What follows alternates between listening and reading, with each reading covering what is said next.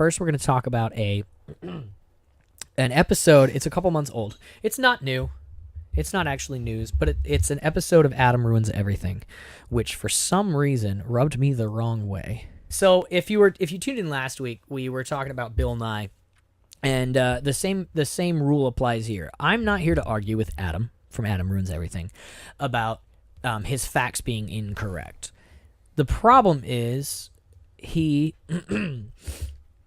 leaves out a lot of things, which in my opinion, and feel free to disagree, in my opinion, paints a very dishonest portrait of the topic he's talking about. All you adults always tell us the same thing.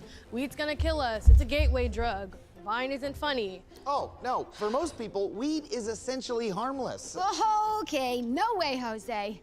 Look, I know this stuff is a little overboard, but you can't tell kids weed isn't bad. Of course I can. It's true. Okay, let me start. This lady's in a lot of his videos, this actress.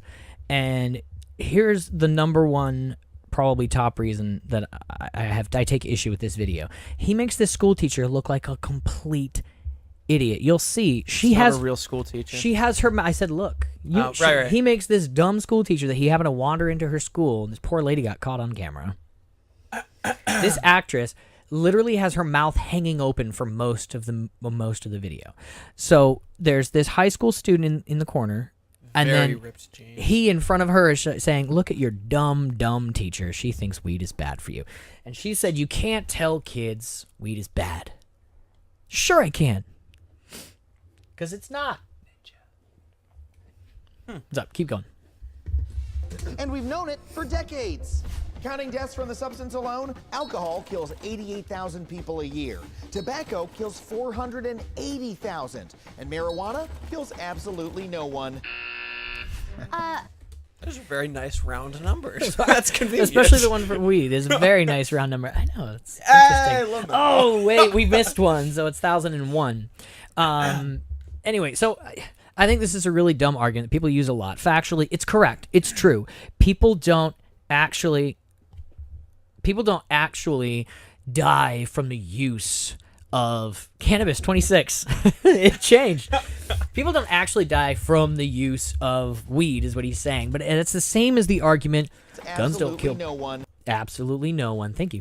It's the same as the argument, guns don't kill people, people kill people, which a lot of people think that's a very succinct way of making a specific point, but a lot of people don't like it because they think it's semantics. Sure, we weren't saying guns kill people. We were saying people kill people with guns, but we just said it. We didn't feel like picking it apart. Essentially, he's doing the exact same thing where he's like, well, weed doesn't kill anybody directly, which, like I said, I'm not going to argue with it. It's factually true, but it's a little bit dishonest. Perfectly harmless. Keep going. According to curriculum, marijuana can get you hooked on harder substances. It's a gateway drug. Yeah, educators have been saying that for years, but it's not true. Most people who try marijuana don't even continue smoking marijuana. Hey, there's a source. I brought this up. He has a lot of sources. Like I said, Source. his facts aren't wrong. They're just they're put forth in an interesting way. Feel free to disagree. I don't think that his argument has anything to do with it being a gateway drug. Right? To say it doesn't lead to harder substances, it doesn't even lead to itself, is what he's saying. Most people try it, they don't even try it a second time. That's not what they're talking about with a gateway drug. If they're talking about drug use, then wouldn't you agree that people are more likely in general to try smoking weed than to try smoking crack? Or to try some other drug, right? Most likely. Right, so they would take that... Man, I'm making all sorts of assumptions here, but they would probably smoke pot before they would do those other things, right? Yes. Okay, so if they're not willing to do the lighter stuff first, after trying the lighter stuff, then why would they go on to try something else? Wait, are you implying that everyone who smokes weed is the same kind of people who then go on and smoke? Oh, sorry, did crack I not make that clear enough? No. Everyone who smokes weed goes on to smoke crack. Sorry, that was my point. No, what are you saying? Of course I'm not implying that. Like, I'm not trying to say that. Well, that's what it sounded like you were saying. My understanding of it being a gateway drug is saying people who get hooked on the very addictive marijuana. With an H. Marijuana. Phonics. Which is Mary Jane. Mary Jane in Spanish, by the way. Marijuana. People who get hooked on it then move on to other things. The same way, like, people who drink a lot end up drinking too much. He's not saying, somebody takes a drink, they decide they don't like alcohol, so therefore becoming an alcoholic isn't a thing. Like, it seems like that silly of an argument. Play it again. I disagree with that. You don't even have to. You don't have to get addicted to it to try other drugs. Exactly, It could but just be a fun thing. exactly. But I think the point of them saying it's a gateway is because, and you can go back like 10, 15 seconds. There you go. We're about to that spot. It's a gateway drug. Yeah, educators have been saying that for years, but it's not true. Most people who try marijuana don't even continue smoking marijuana. This dude knows what's up.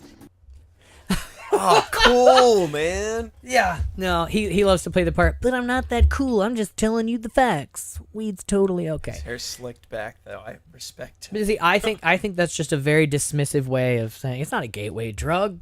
A lot of people don't even try it a second time. That's not at all what they're talking about. Anyway, so he's like, marijuana's cool. Now, that doesn't mean that it's perfectly safe. Dude, I thought you were cool. Oh, I wish. If you're under 25, smoking weed can lead to memory problems and poor cognitive functioning. But if you're an adult and your brain is finished developing, it's really your choice. Then why is he in a high school? Because I think if this video is set here and he's talking to the teacher and he's talking to the student, he should be bringing up, by the way, kids, this is why you don't smoke weed yet. But what he just said there, those two lines, are the only negative things he says about it this entire time. He's so, like, pro, it's totally fine, it's no big deal, it's not a problem.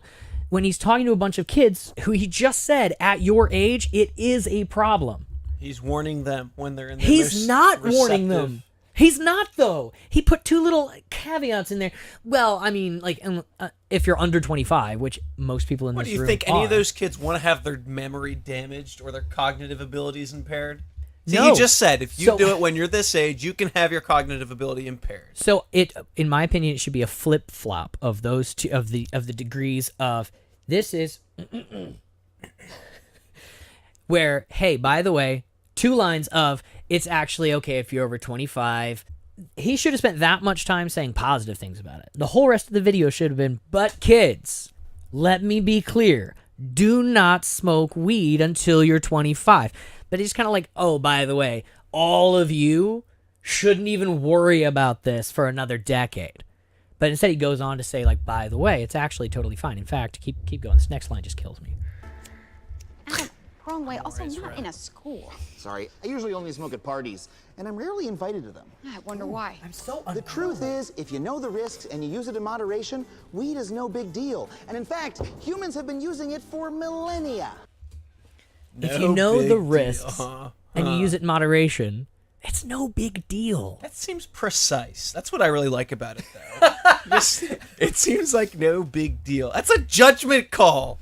Also, he just told you the risks to what he felt was the proper amount, because he doesn't say anything else negative about it. He doesn't bring up any more of the risks. He just said it can lead at your age to memory problems and cognitive impairment. There are but now time that you know constraints. all of the risks, it's not really a big deal as long as in moderation. And my thought on this, feel free to jump in, interrupt me. My thought on this is that you could say the same thing about alcohol. You could go into a school and tell kids, as long as you know the risks and you use it in moderation, alcohol's not a big deal. But kids in high school aren't allowed to use alcohol. There's an age limit, right?